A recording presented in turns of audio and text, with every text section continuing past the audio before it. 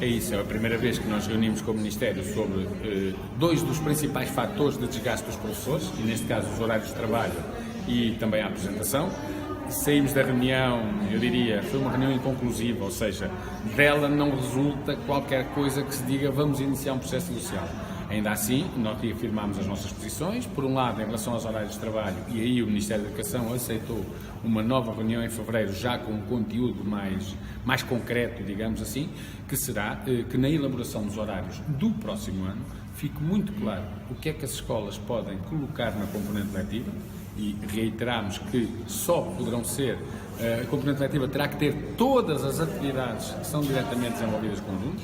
o que é que só pode ficar na componente de estabelecimento e, por exemplo, na componente de estabelecimento tem que ficar a formação contínua a que os professores estão obrigados, bem como a participação em reuniões, coisa que hoje está atribuída na componente individual, e a componente individual tem que ser libertada para o trabalho que o professor tem que fazer, preparação, correção dos testes, tudo isso. Porquê? Porque hoje em dia, com a confusão que existe, com a atribuição de atividade letiva na componente de estabelecimento, com a atribuição de trabalho de estabelecimento na componente individual, os professores estão a trabalhar mais de 46 horas por semana em média, o que é uma coisa absolutamente impossível e que é um dos fatores de desgaste mais importantes. O Ministério aceitou fazer essa clarificação, aliás, reconheceu que muitas escolas estão, de facto, a violar o próprio Estatuto da Carreira Docente pela forma como organizam os horários e aceitou que no próximo ano haverá essa clarificação. Agora, claro, tem que ser uma clarificação que não pode ficar apenas à disposição do Ministério dizer como é, tem que ser discutida, porque senão nós sabemos que pouca coisa poderá vir a ser alterada. Já em relação às questões da apresentação, aí então o Ministério esteve muito mais recuado. O Ministério da Educação reconhece, por aquilo que nos foi dito, que de facto há um problema que tem a ver com o envelhecimento do corpo docente. É algo que depois tem consequências no próprio absentismo por doença das pessoas, que se reflete muito na necessidade depois de substituir professores porque não podem estar a trabalhar. É um problema que se reflete na vida das escolas e em algumas dinâmicas que as escolas, para terem, também precisam de ter um corpo docente um pouco mais jovem, não é? Portanto, é um problema que existe até do ponto de vista financeiro, porque o Ministério da Educação está a ter que pagar um corpo docente envelhecido, por exemplo, por escalões de carreira que, se pudessem apresentar-se as pessoas, significava que por cada um que saísse podia contratar dois e mais metade de outro. Ou seja, tudo aqui mostra que não tem nenhum sentido manter-se um corpo docente tão envelhecido como aquele que temos e, portanto, a aposentação é fundamental. Agora, o que é que nós pretendemos? Não é que haja uma situação de privilégio para os professores, é que se reconheça que é uma profissão que tem um desgaste extremamente elevado, quer no plano físico, quer psicológico também, e psíquico, não é?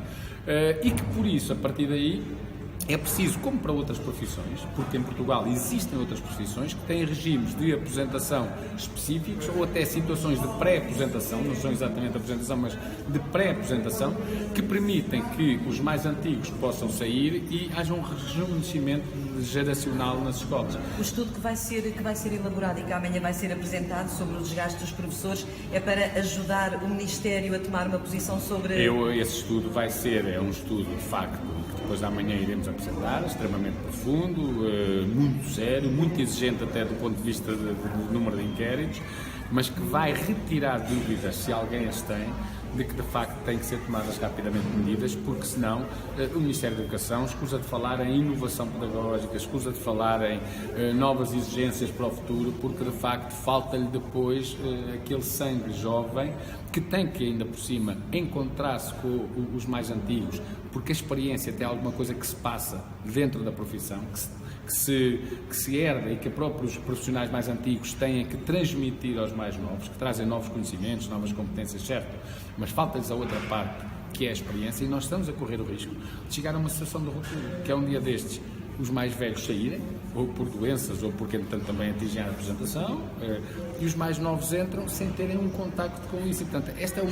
eu diria que é quase irresponsável não tomar medidas a este nível e não permitir a apresentação das pessoas, ainda mais quando nós temos uma geração de jovens professores em que milhares deles estão no desemprego e perfeitamente aptos, porque são profissionalizados para poderem chegar às escolas. Sobre esta matéria, o Ministério da Educação não demonstra a abertura que demonstra, por exemplo, em relação aos horários de trabalho. Aliás, o Ministério da Educação reconhece o problema, mas depois diz que é um problema que não é só